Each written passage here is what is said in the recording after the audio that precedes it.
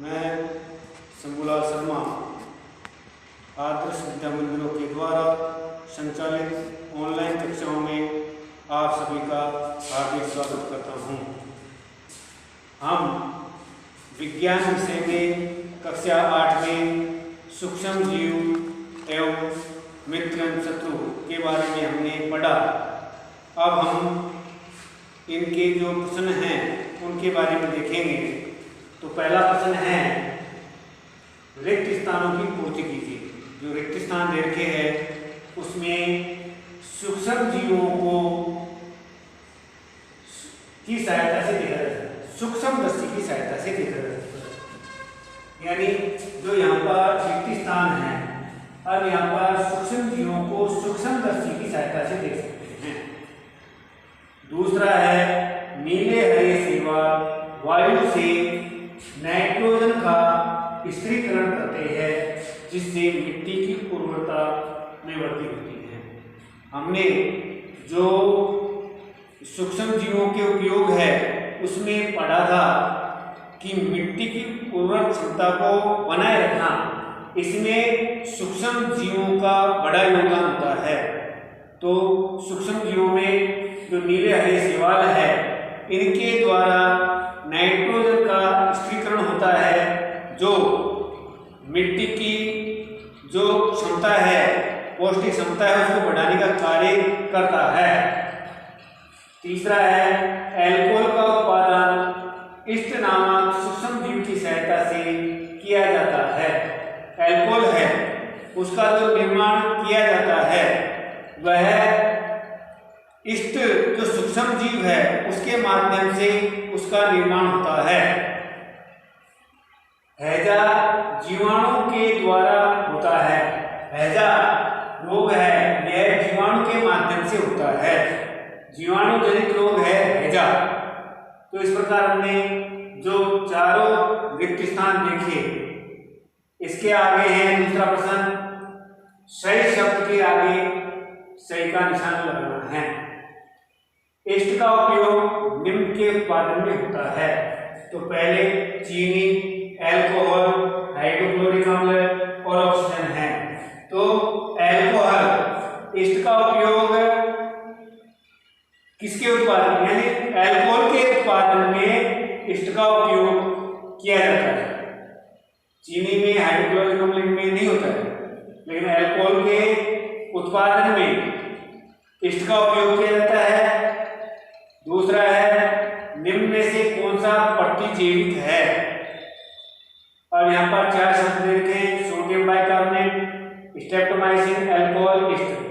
तो स्ट्रेप्टोमाइसिन एक प्रतिजैविक के रूप में कार्य करता है। मलेरिया परजीवी का वाहक है। अब मलेरिया परजीवी है उसका वाहक मादा एनोफिलिस मच्छर बन पड़ा है। मादा एनोफिलिस मच्छर के द्वारा मलेरिया परजीवी है स्थानांतरित होता है। संचरणीय रोगों का सबसे प्रमुख कारक है। संचरणीय रोग यानी एक व्यक्ति से दूसरे व्यक्ति में उन रोगों का संचरण किस प्रकार से होता है। अब उसमें है जैसे चींटी के माध्यम से घरेलू मक्खी, ड्रैगन मक्खी, मकड़ी। तो घरेलू मक्खी है उसके माध्यम से संचरणीय रोगों का संचरण होता है। ब्रेड अथवा इडली फूल जाती है, इसका कारण क्या है। तो इसमें उष्णता, पीसना, ईस्ट कोशिकाएं वृद्धि मारने के कारण। तो इसमें तीसरा है ईस्ट कोशिकाएं वृद्धि।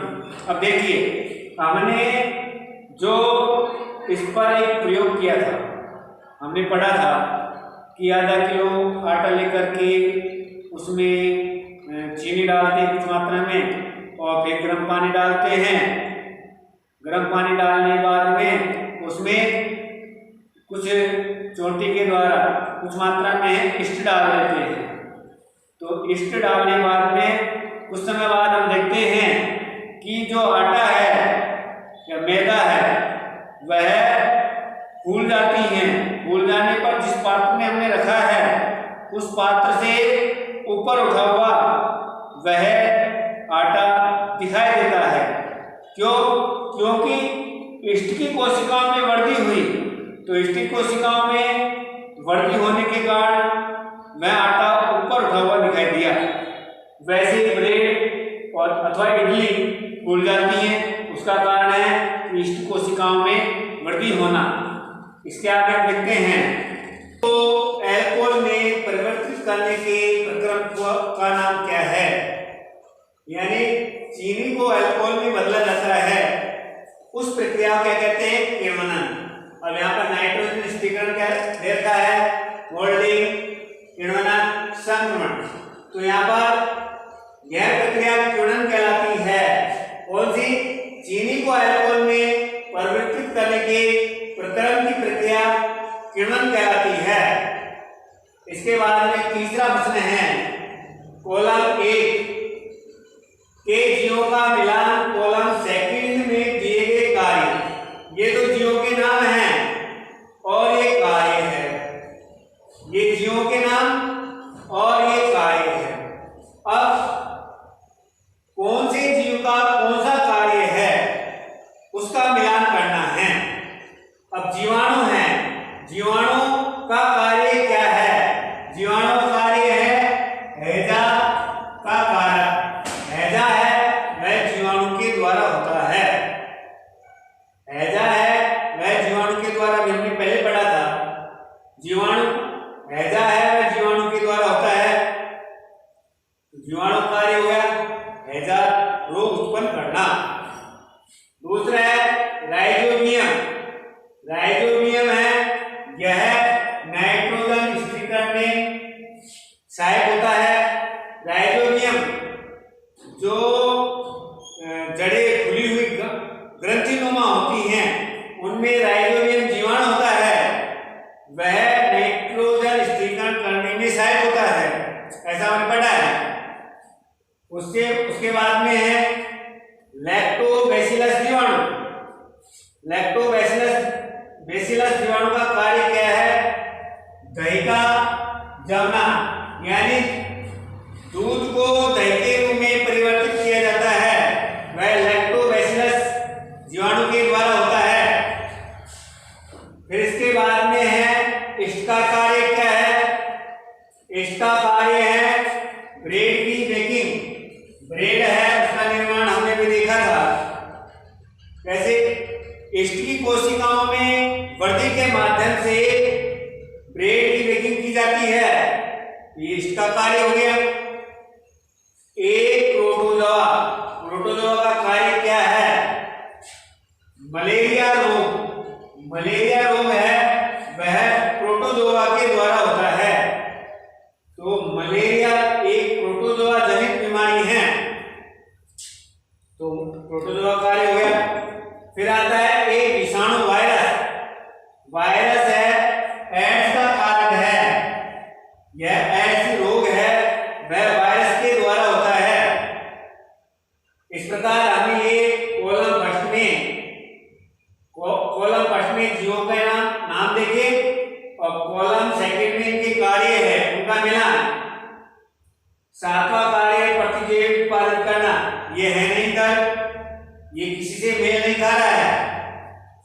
फिर आगे देखते हैं चौथा प्रश्न, क्या सूक्ष्म जीव बिना यंत्र की सहायता से देखे जा सकते हैं? यदि नहीं तो वे कैसे देखे जा सकते हैं? तो देखो सूक्ष्म जीव है वो बिना यंत्र की सहायता से नहीं दे सकते हैं, जो बिना यंत्रों के माध्यम से नहीं देखे जा सकते हैं वे सूक्ष्म जीव होते हैं। सूक्ष्म जीव बिना यंत्र की सहायता से नहीं देखे जा सकते हैं। इन्हें देखने के लिए सूक्ष्मदर्शी का उपयोग करते हैं। सूक्ष्मदर्शी के द्वारा ही सूक्ष्म जीवों को देखा जा सकता है।